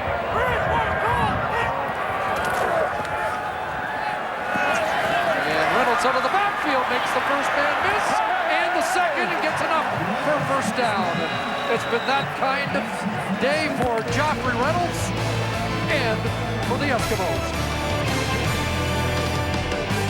Importance always fresh, always. Stats have been pretty close, but the Calgary Stampeders are now starting to take control of this game and really did in that 3rd quarter. This more one-sided than I think we anticipated. Last year, you could say, well, Burris and Dickinson got hurt, and that's why Edmonton won big, but it's been a team on a mission today. Yeah, it really has. I think the Calgary Stampeders are winning this game in the trenches with their offensive line, number one, 124 yards combined offense for Joffrey Reynolds alone. That's out of the backfield, catching and running the football. But I like the play of Demetrius Sumpas and Jesse Newman, two guys in that interior of that offensive line that are really taking control. First down up at the 50-yard line, and they fake to Reynolds. There's Nick Lewis, and he'll be dragged down close to another first down. Lenny Williams, the tackle. Well, Nick Lewis is doing what he usually does in a game, play physical. Oh, how about that? Just ran over Lenny Williams there, and then the crosser up top catch over the middle goes down. Here's a guy who has fun playing the game, doesn't he? Yes, he does. And he is able to kickstart a team when it's in a lull, and well, he's just kind of the emotional heartbeat of this Calgary team. Got close enough to get a measurement here as the chains come across from the far side. Last two games of the season, Nick Lewis, 250 yards. His numbers aren't jumping off the page to this evening. Copeland's numbers are, but Lewis in the last two coming in, 250 combined. You mentioned it, Copeland has his 9th touchdown of the season. Nick Lewis still looking for his first, but the numbers otherwise are just about equal. Yeah, and when you're adding up in 2 games 500 yards of offense, you're playing with tremendous confidence. Calgary Stampeders in their history have had good slot back combinations. Have they ever? Second and short in the eye. First man was Reynolds, bounced off contact and then gets pushed back. See what they give him for forward progress. And if they spot it right on the 50, it should be enough. Boy, even Eric Taylor walked up to Joffrey Reynolds there and kind of gave him a hand slap saying, "You've been tough today." Because they had him in the backfield there, and he made a guy miss. Chains come back out. This should be enough. Some of the great slot backs that have played for the Calgary Stampeders, Alan Pitts being the number one. There's the first down for Calgary. But they have had some great tandems, and we're in the midst of another one here. Pitts and Dave Sapunjas, a couple big years for them. 1995, over 3,000 yards combined. There's Copeland Lewis in 05, and the pace that they're on now is going to get very close. I wouldn't mind a team with Alan Pitts and Terry Vaughn either. Cornish, and another good burst, and they are moving the football against what is looking more and more like a demoralized Edmonton defense. Well, the big improvement right here for John Huffnagel's squad has been their offensive line's been very good here this evening. George Cortez has got a new formation that he's been working. Joffrey Reynolds and John Cornish, and big boys up front are doing their jobs. 2nd and 3. And there's a completion. Copeland taken right down by Kelly Malvo, but it should be a first down. And here's a guy who, you know, it's interesting. It often seems that he doesn't get the credit that he deserves. And when I say that, everyone was talking to him about losing last year in Labor Day, and he kind of reminded people, well, I was hurt. You got to remember that, and didn't play the game. And he read headlines after week 7 that, you know, he lost a game after throwing for just shy of 500. Here's Reynolds. Another burst, flags flying. There's one in the offensive backfield, one in the defensive backfield, and it negates an 18-yard romp.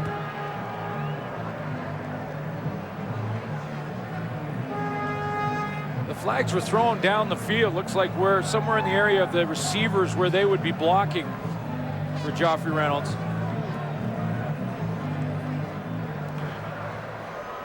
Holding. Calgary number 80. 10-yard penalty. Repeat. First down.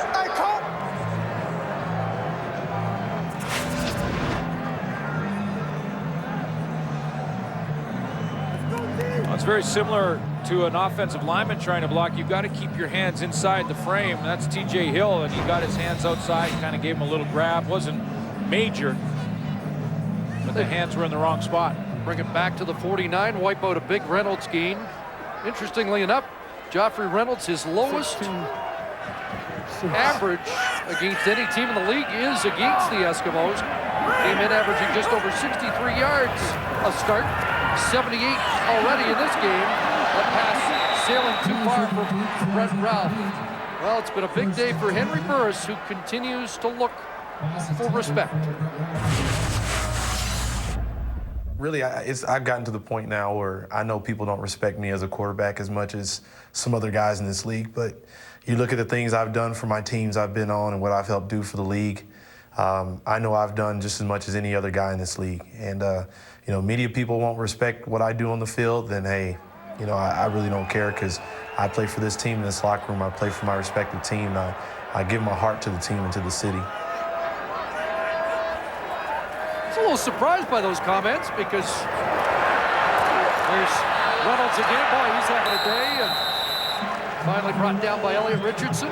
Well, you know, I think Henry Burris for quite some time has sort of kept it inside, and maybe he's starting to let it out a little bit. He is a little frustrated that he doesn't get the respect, and maybe we don't talk about him like we do Ricky Ray, like we do Anthony Calvillo. I mean, I'll give you this, though, Chris, as a guy who played defensive back for 11 years in this league, playing against a quarterback that can run like Burris can run, has the arm strength like Burris has, and the accuracy that Burris has is so difficult.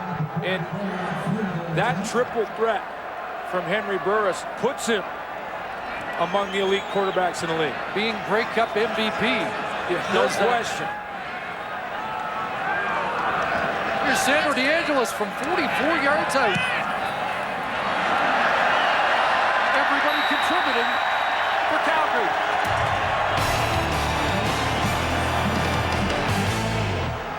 Preseason, Stephon Logan had. Congratulations to him. And 5 coverage, 8 Eastern, 5 Pacific. And they'll be watching at 5 Pacific in Vancouver. Marky Whitlock back to the 38-yard line. Well, Ricky Ray's had to be patient to this point, but now the clock is the problem for him, and he's going to have to start and push the ball and hope that his receivers can make some plays. You know, we haven't talked much about Fred Stamps, who has been his go-to guy for the last few games.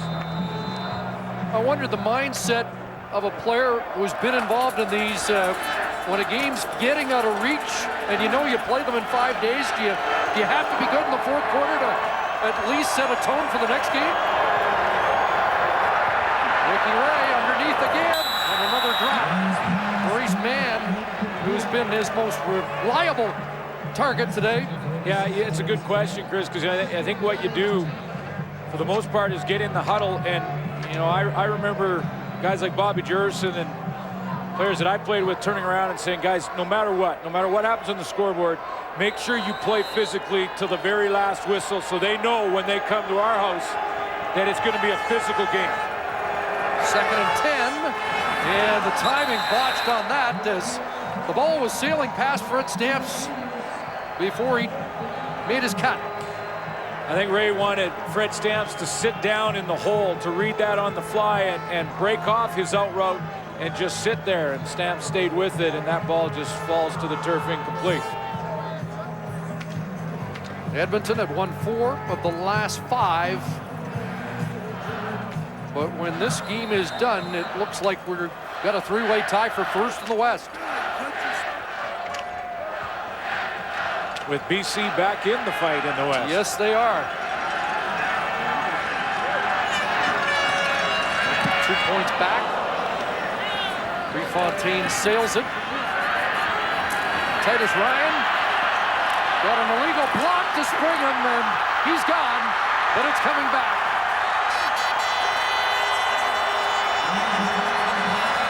Teo Johnson draws the flag, and that wipes out what would have been another Calgary big play.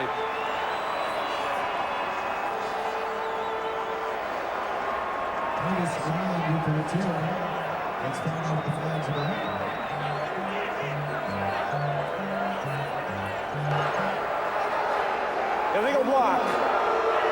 Calgary, number 88. 10-yard penalty, first down, Calgary. Well, they're going to call Marcus Howell for the illegal block.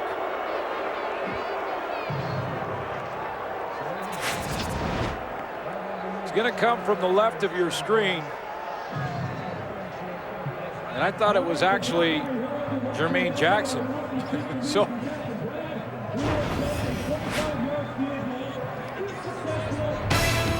10:24 remaining. On a record Labor Day crowd here at McMahon Stadium. Enjoying a very thorough performance by the Stampeders. And they go back to work with a nice catch for Ryan Thelwell in front of Jason Goss.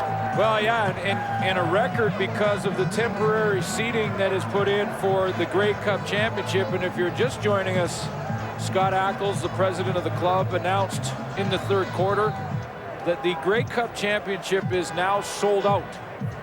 So sold out by Labor Day. The temporary stands is what pushed it over. A lot of fans are in the concourse area and enjoying this game in different ways. Well, that area was sold out by the World Skills competition that was here in Calgary. An international crowd came to get a taste of the game, and I think they have decided that the Stampeders have this one well in hand. Well, the defenses in this game stepped up early on. In the first quarter, both defenses played well, and it took a while, but in the third quarter is really when Henry Burrs kind of took control of the game. He got Joffrey Reynolds involved. If you were going to find a sort of a gladiator of the game in this one, it would probably be Joffrey Reynolds or one of the offensive linemen, the Calgary Stampeders. You save that watch for Friday. You got it. Burrs a pump. And now throws a strike. There's Jermaine Jackson. Right here.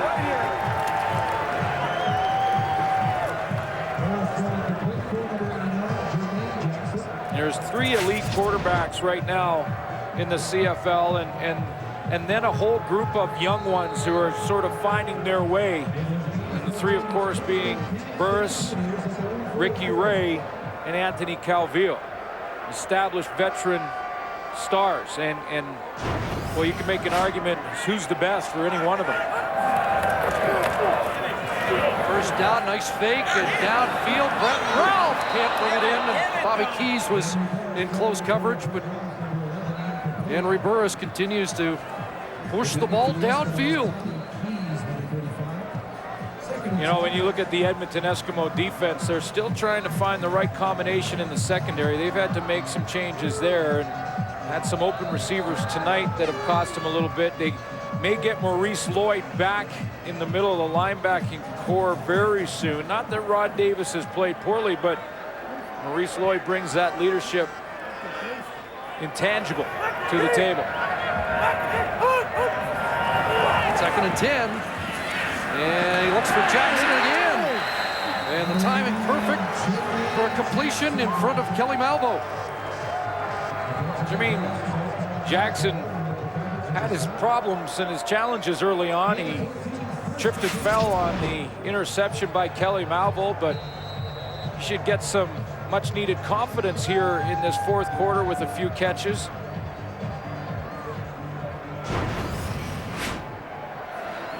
Talked to Henry Burris about Jackson earlier this year, and you really like the combination of size, speed. He's a physical receiver. Cornish inside, and he'll plow to the 46. I talk about the stars, the 3 quarterbacks that are the stars. Look at Henry Burris has now moved into 11th spot all time.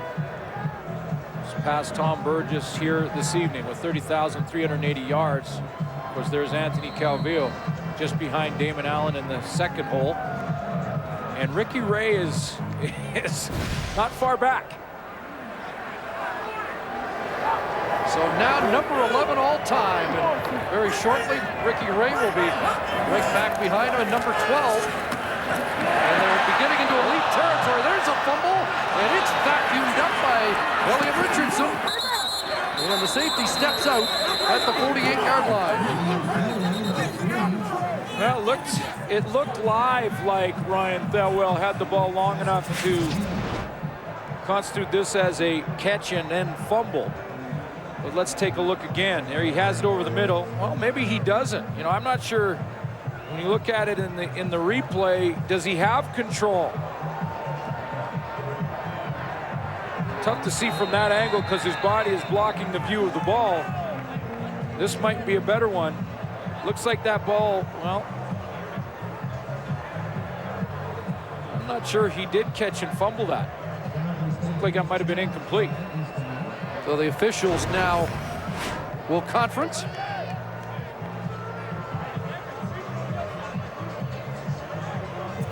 And the challenge flag is down.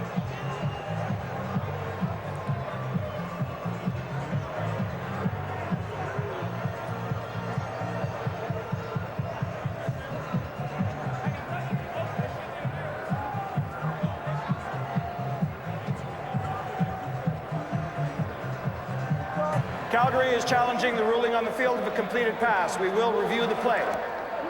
Question right there is, does he have it long enough there? And secured. And secured. Does he have control of the ball? And you know, I like these plays because now we've got kind of a test case for the next time something like this happens, and you can refer back. But it's, you know, interesting though that a coach, that John Hufnagel, is challenging that he'd like to see it be called incomplete.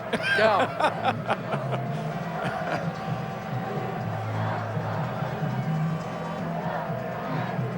But you know, you have to maintain possession of the ball through that first initial contact. Here's a brand new look.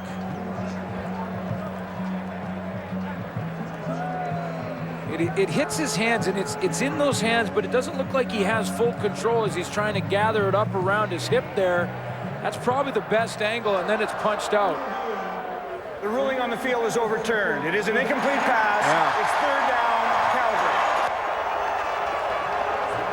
Calgary. So everything goes Calgary's way, even when it is an incompletion. Yeah. Couple of good coaching decisions here, though, by John Hufnagel. I mean, that one, this game is well in hand for him. But I think back to that timeout he called just before the half that burned up 6 or 7 seconds that the Edmonton Eskimos didn't get back.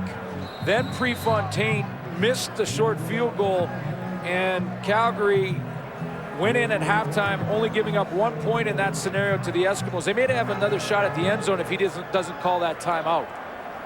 Yeah, I think the Eskimos coming away with 1 at the end of the half was maybe the last straw today. Justin Jackson and Mark Kalist, number 37's had quite a day.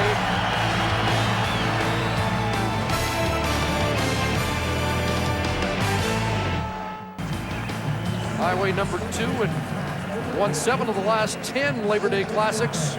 Different story here today.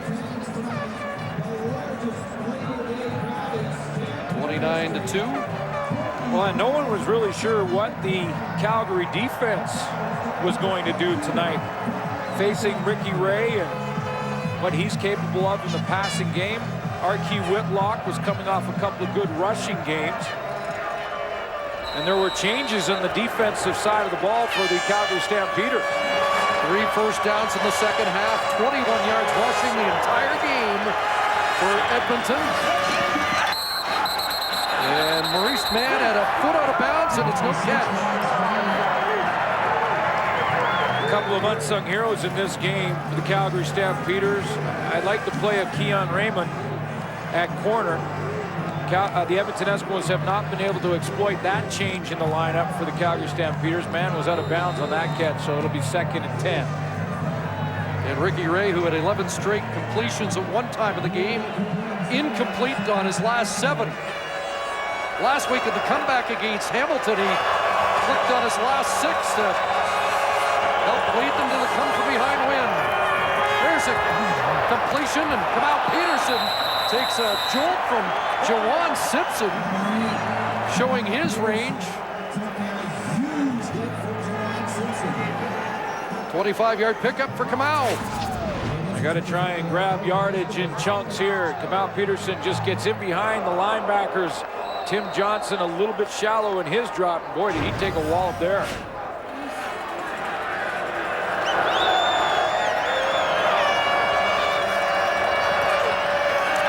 Whitlock out of the backfield, and Malik Jackson won't let him by. There's another one, Malik Jackson, the guy who just made that tackle in the open field. We've called his name a couple of times since John Hufnagel and Chris Jones moved him from the defensive line back to linebacker. He's played better, and he played very well in this one, as has Tim Johnson. Just his second start in the Canadian Football League. Looks like their run defensive problems are over. They rush 3, 2nd and 7, and Jamaica Rector has his first catch of the game and a first down.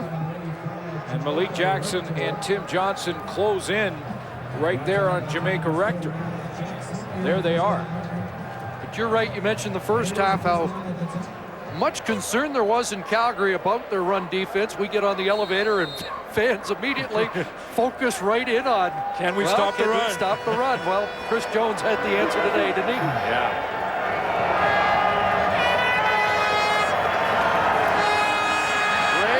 Steps up, and another completion to Andrew Nowacki, and well, they did stop the run last week, and some wondered, well, the Argos kind of abandoned it. They ran 7 times in the game, but this is 2 weeks in a row, and that might be a trend in this league. Yeah, you know, it was still sort of under review, that run defense, because of that, the fact that the Argos kind of abandoned it, but they tried to establish Whitlock.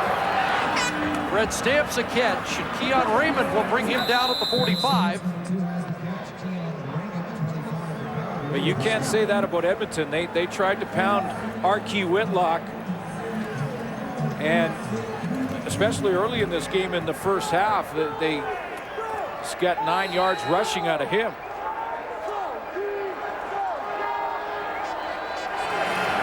First down at the 44, the draw to Whitlock, best run of the day. And a first down to the 33. Well, they may pick up some yards on the ground here now because they're dropping deep to play the pass. 3-minute warning here in the Labor Day Classic.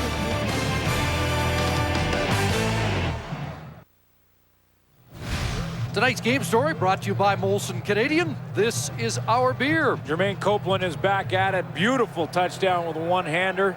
He leads the league in touchdowns now. And, you know, when you go 456 yards of total offense. Ricky Ray couldn't find anybody. Now Whitlock, the safety valve, jolted out at the 20-yard line. Calgary Stampeders with that balance attack. 456 tonight, week 7, 519. It's like the Grey Cup champs on offense are back and rolling. Saw that graphic with all those white horses. It has been a stampede. Yeah. John Hufnagel really savoring it. Hey, he's probably already thinking about the rematch. Eskimo first down. And Ray with the flag down. Gonna do some wandering. And now a feet first slide, and we'll check out the penalty flag on the field.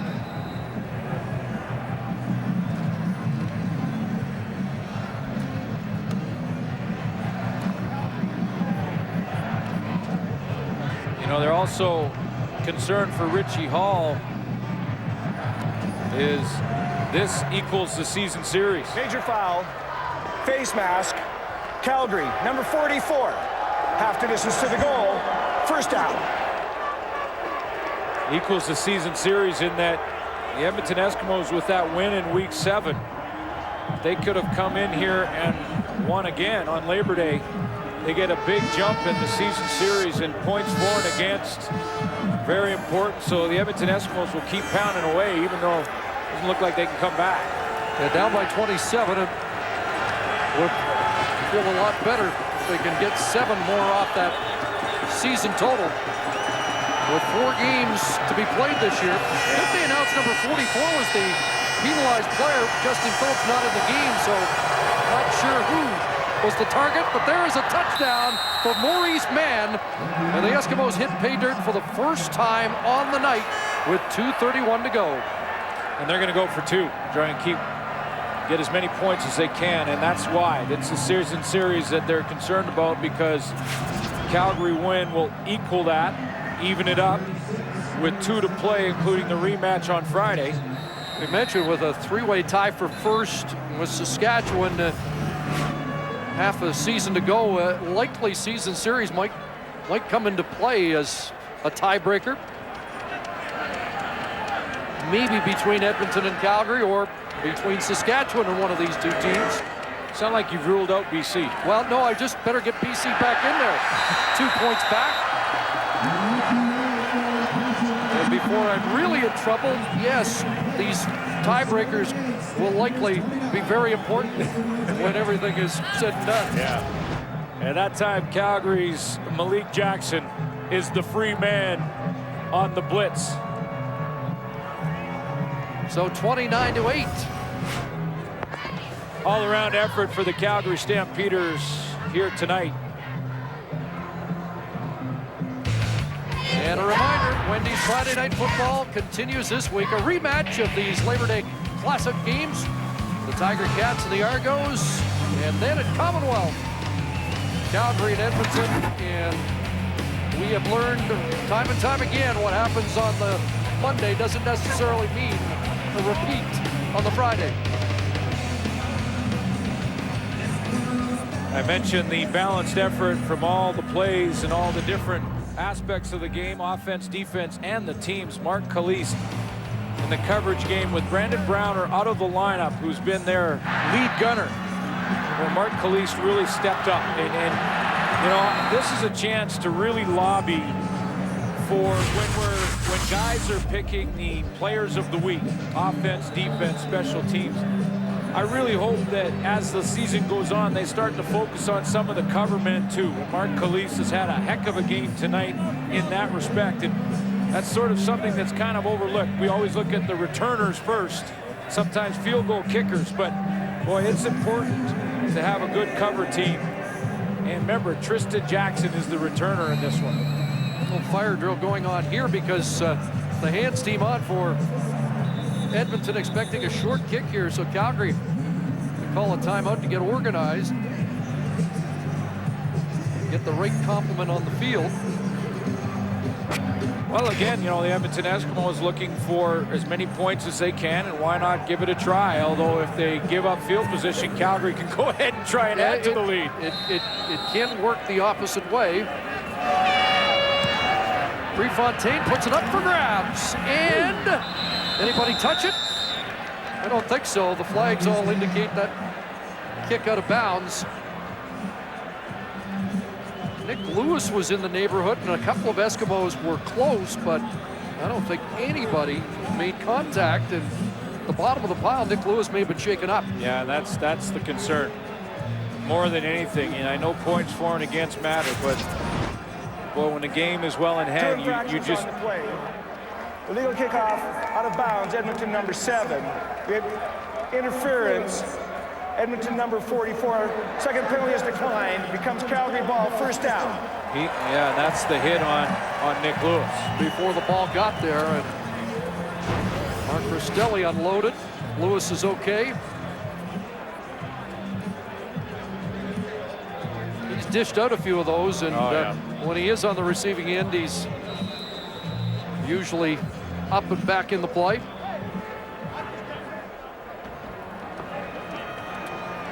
He could take the rest of the night off, couldn't he? Stays out, double tight. And Reynolds got through the hole and dragged down from behind by Lenny Williams.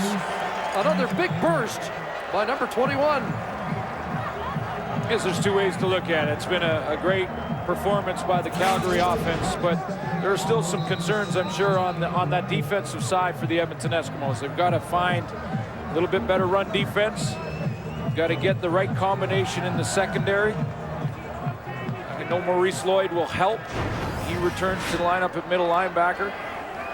But that's sort of the expertise of Richie Hall. He's a defensive mind. A quick move there by Eric Taylor out of the starting blocks a little too quickly. Joffrey Reynolds closing in on 100. He's 19 for 94. Offside. Edmonton, number 79. 5-yard penalty. Repeat, first down. Nick Lewis is hitting everybody on the field. Yeah, he's hitting everybody and he's talking while he's doing it.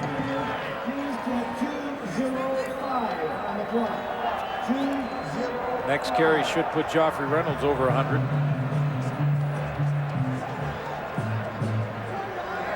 So it'll be a 1st and 5, and again Reynolds closing in on what would be his 23rd career 100-yard game.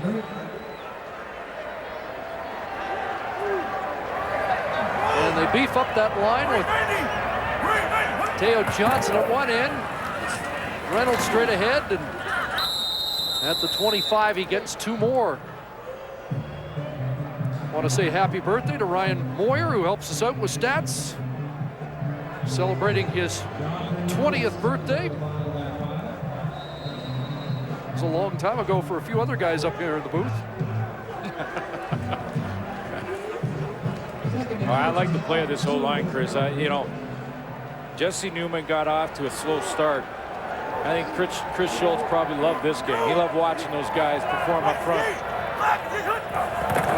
2nd and 3, Reynolds again. Joffrey Reynolds. And that's over 100 now. He hits the century mark. 4th time this season. 3rd one was last week. Pretty good company. Ties Kelvin Anderson. 3rd all time on the Calgary rush list. You know, and you know when he scored that touchdown too. Remember how he just handed the ball to the official? No dance, no. You know, he leaves that to their receivers. Yeah, but that's, you know, one of the things you have to admire about Joffrey Reynolds, the way he plays, is that he's all about business. He shows up ready to go, and he scored that touchdown, and this is what he does. He was untouched there, and that was the Reynolds drive, and there you go. Yeah, I've been here before, and you can take that. I go back, and I'll get ready for the next time I have to go back out and go to work. And that's what I think I've enjoyed most about watching Joffrey Reynolds over his career, is that, man, he just shows up to play every game. No-nonsense guy. Ty Copeland for the touchdown lead with that score, but then Jermaine Copeland regained the CFL lead with his 9th touchdown grab of the season. Violation. Calgary, number 1, a 5-yard penalty. Remains 2nd down. And that catch was worth another look. The teenagers on my block would say this one was sick. Yep. I think that's the way Ryan Moyer described it. Absolutely. Yeah, it's just awesome.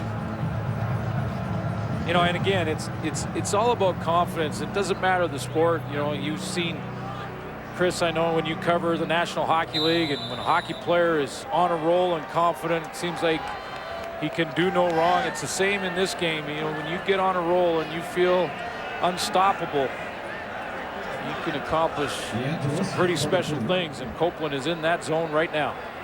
Lost it down with that time count, so DeAngelis on to get 3 points back in that total point game they're playing. 32-8 now. And is security allowed to take a football home? They got good hands too. The security guard, and he's got a souvenir. Said if Copeland could do it with one hand, I can do it with 2. And this will be, there's precedent. I have now telestrated the security guard in McMahon Stadium for a nice catch. And he's not going to just throw it back to the official.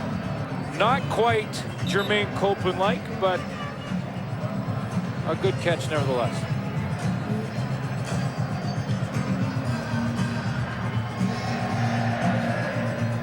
producer John Hines reminding us of when Dave Randorf had a chance to make a catch here and dropped it. Well, you know, now you've taken me back to the throw and catch between Matt Dunnigan and Dave Randorf, which was, wow. Watches were flying, wrists were getting broken. That was ugly to watch. I know he's happy I brought that up again. Andrews, line drive, boot, flagged down by Whitlock. And Harkey stripped to the football again. Looks like the Eskimos got it back. Mark Calise looking skyward in frustration. He thought they had another. Just that close. I was wondering if he was the guy who was close to stripping it there.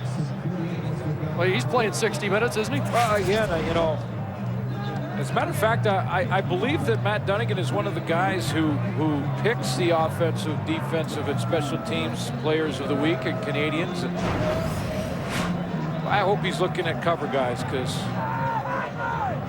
it's a very, very important part.